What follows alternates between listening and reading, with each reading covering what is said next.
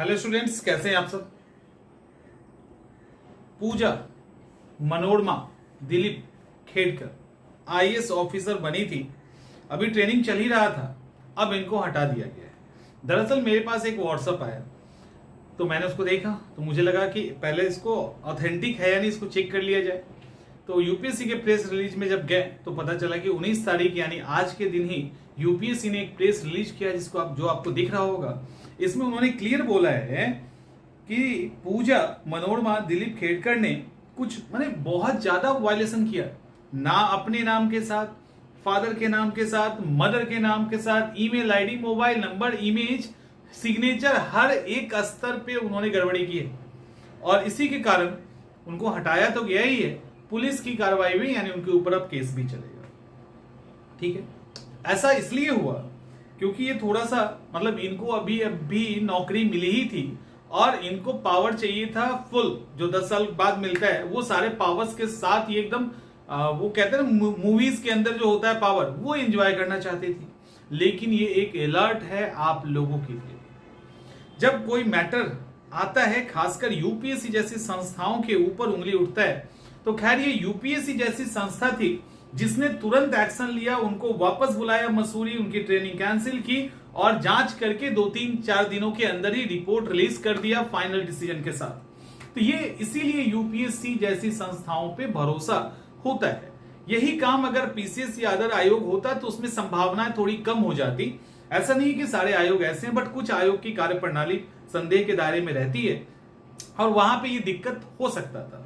But UPSC ने तुरंत action लिया और आपके सामने ये रिजल्ट है।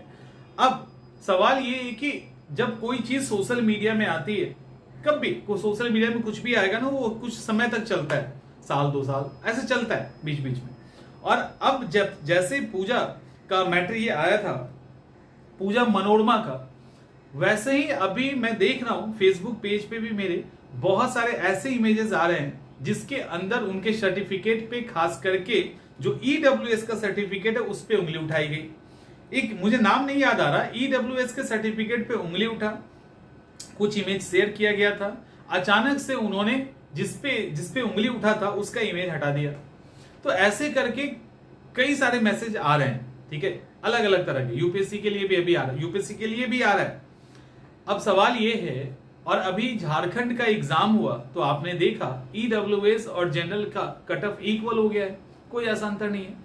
ईडब्ल्यूएस बनवाने के लिए लोग बहुत एफर्ट करते हैं और क्या क्या नहीं करते हैं, और बहुत सारा, यानी कह सकते हो कि अधिकांश ईडब्ल्यूएस फर्जी होता है। तो वैसी स्थिति में जो चीजें चल रही है ट्रेंड में, ये आगे भी फॉलो किया जा सकता है। तो कोशिश कीजिए ईमानदार रहने का। और कमाल की बात है इस पूजा के केस में, एक तो ये बेईमानी से गई, कहते हैं ना, एक तो चोरी ऊपर से सीना जोड़ी, तो एक तो बेईमानी से गई, इसके पीछे किसी का हाथ होगा, कुछ तरह से पॉलिटिकल रिच या जो भी चीजें हो सकती है, और उसके बाद वहां जाके दादागिरी, एक तो गलत तरीके से आना, ऊपर से दादागिरी। अब ये आई थिंक मेरे हिसाब से यूपीएससी के जो इथिक्स का पेपर, उसका तो उल्लंघन होता ही है, उसके एप्टीट्यूड और एटीट्यूड दोनों का ही उल्लंघन होता है। कहीं ना कहीं दिख नहीं रहा है कि वो सेंस है, वो समझदारी है। अगर बहुत सारे ऐसे होंगे जिनके ऊपर उंगली उठ रही हो, चुपचाप शांत पड़े हैं ना नौकरी लेके, तो इनको पता नहीं क्या मचा था, इसके कारण चीजें चर्चा में आ गई। तो अब अपकमिंग एग्जामिनेशन में आप लोग भी कोशिश कीजिए कि ईमानदारी से एग्जाम दे। अब मुझे बहुत सारे ऐसे स्टूडेंट्स हैं जो फोन करते रहते, सर अब बनवा ले, बन जाएगा ये वो टाइप। ठीक है, आप बन जाएगा, बनवा लोगे, क्या आप उस कैटेगरी में हैं?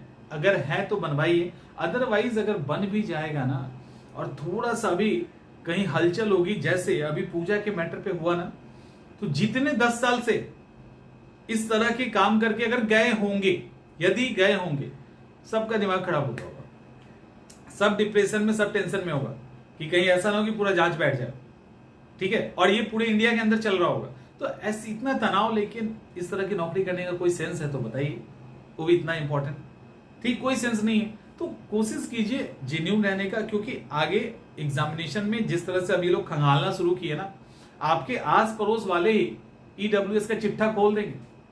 जैसे अभी एक यूपीएससी का लड़का है, शायद यूपीएससी क्वालिफाई किया, उसका भी आ रहा है कि उसने तीसरे या चौथे अटेम्प्ट में यूपीएससी क्वालिफाई किया है और यूपीएससी में नौकरी होने के बाद भी ईडब्ल्यूएस लगा रहा है। अब वो कौन अधिकारी है मुझे नाम याद नहीं रहा, आप लोगों को पता होगा तो बताइएगा। तो यूपीएससी का जब हो गया पहले और दूसरे अटेम्प्ट में, फिर कैसे लग रहा है ईडब्ल्यूएस? तो ये सारी चीजें अब एक एक चीज खंगाली जाएगी ना, तो ये आप लोगों के साथ भी हो सकता है। इसलिए अपकमिंग एग्जामिनेशन के लिए सतर्क रहिए, फर्जी सर्टिफिकेट का यूज ना करो, हिम्मत से और अपने ईमानदारी से एग्जाम को क्वालिफाई कीजिए, जो मतलब सुकून के साथ आप एग्जाम नौकरी को एंजॉय करेंगे, अदरवाइज हमेशा टेंशन बना रहेगा। तो इन सब चीज से सीखना है, सही से आगे बढ़ना है, और अपना जो भी अपना जो हमारा टैलेंट है उसके अकॉर्डिंग हम जॉब करेंगे। मिलते हैं हम लोग अगले वीडियो।